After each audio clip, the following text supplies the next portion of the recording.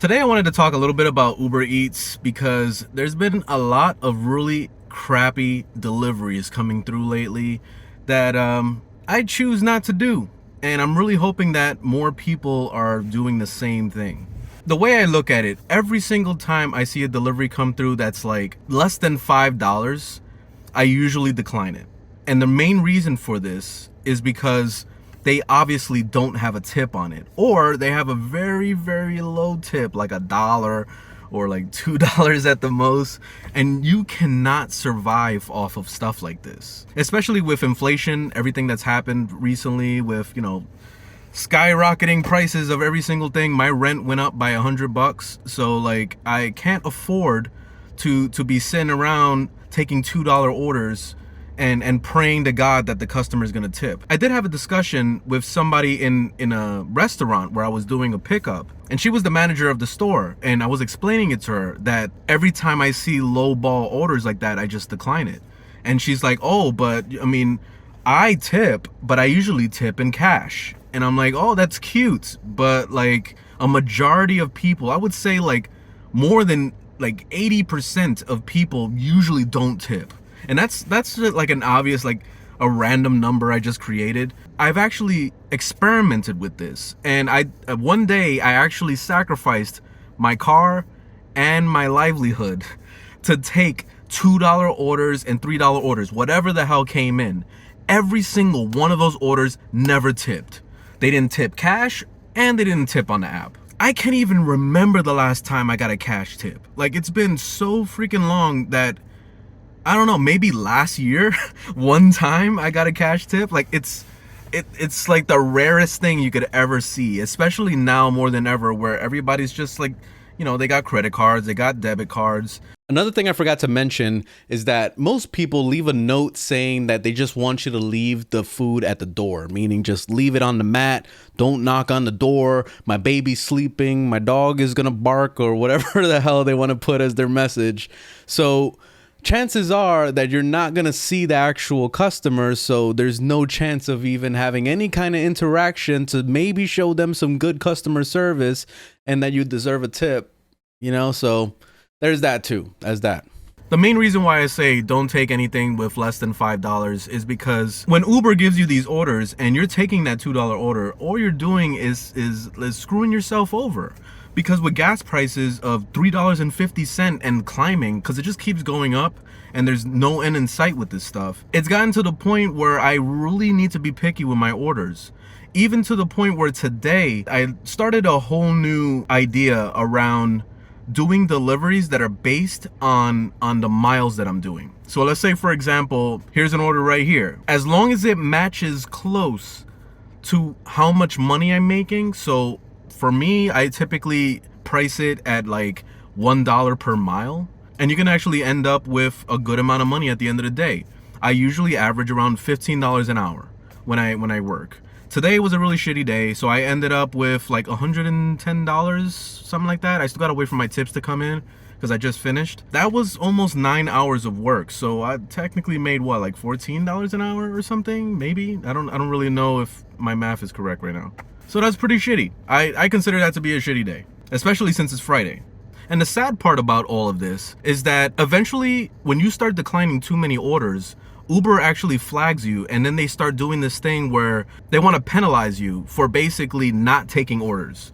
So it gets to the point where they stop showing you where the location is. So they're basically trying to like hide some information to make it so that, oh, you better start taking more orders because we're not going to show you the location. So you better, you better like start being a good worker now and sacrifice your car and your livelihood to fucking work for us, and we make all the money. Which the saddest part about Uber is that they take a really big cut from customers. And this is not just Uber Eats alone. This is also on the rider side of things too, because there was back in December, I took a trip to Puerto Rico, and when I came back home, I took an Uber from the airport to my house. It cost me around $40 for that trip. On that delivery itself, I spent $40 on that delivery. The initial fee was like 25 something. And I asked him how much was he getting out of that cut. Uber was only paying him $7. So that means Uber pocketed the rest of that. And it's like, the actual drivers, they're the ones that are doing all the work here. It's getting lower and lower with the fees. I've seen fees with Uber Eats as low as $1.50 on that. That's miserable compared to what it used to be years ago, where the minimum was like $3 or $4. Over the years, it's gone down and down and down. And now with inflation and everything that's happened, it's only gotten worse, because when you're only getting like $1.50 on a delivery, and you're praying to God that the person's gonna tip, like that's the shittiest thing ever. That's even worse than waiting tables at a restaurant. Because at least in a restaurant, sometimes it's all dependent on the restaurant itself and how they work that, but they usually do some kind of gratuity type thing. So at least at the end of the meal, you know, if it's gonna charge 20% towards a tip on gratuity, then that works. At least you know that guaranteed you're gonna be making some money there. But they don't have no gratuity type things with Uber Eats or the Uber app in general. So you're just at the mercy of whatever the fuck comes in on your order. At the end of the day, like, you know, I can't sit here and complain about the customer not tipping, because that's not fair. And it's a customer's right on whether or not they want to actually like tip you, because it's supposed to be something that's a compliment. Like, it's supposed to be something that you know, it's completely their choice as to whether or not they want to do that. So if a customer doesn't want to tip, that's fine. But Uber themselves needs to pay a little bit more. For me, I feel like if Uber would at least, at minimum, pay $5, I would take every single order that comes through. Even if a customer decided to tip like $2 or $3, that's a good $7 to $8 right there on trips. You know, so that's beautiful. That would mean real money right there, and that would mean making an actual living, especially with the amount of like work we got to do on our cars. So we gotta get oil changes every 5,000 miles usually, and then also on top of that, we're gassing up the car every single day. And this is why usually my goal is to make 125, at least something like that, 125 to 130 every day. That way, that $25 goes to the gas, and then the $100 I keep for myself. If I make $100 on a day, that means I lost $20 to $30 because I had to gas up the car. Like today, I gassed up the car. I only put 25 bucks in it, and it barely got it up to like almost full. And right now it's sitting at less than half right now. So like, I have to go gas up again tomorrow. Spending like $20 in gas every single day is like insane. And I've been using this app, the one that I don't remember the name of it, but I'm gonna flash it up on the screen. But it's it works okay, but it doesn't refund enough. Like, it doesn't give you enough of a bonus. And this is something that Uber recommended me. And it's really sad that Uber themselves can't figure out ways for them to actually be a good fucking company and actually pay their people right, instead of, you know, using like side programs. Like, it almost feels like when I use this app, it feels like I'm using food stamps or something. Like I'm going to the government and I'm like applying for food stamps or applying for some kind of like welfare or some shit. Like, that's what it feels like every single time I use this shit. So like, it's sad, and it's not even enough to maintain the amount of gas. Like, the funny part is that most of the time I don't even use that app, and I actually commute all the way to BJ's to get gas over there because I have a membership, and the savings are like dramatically better at BJ's than using this stupid app.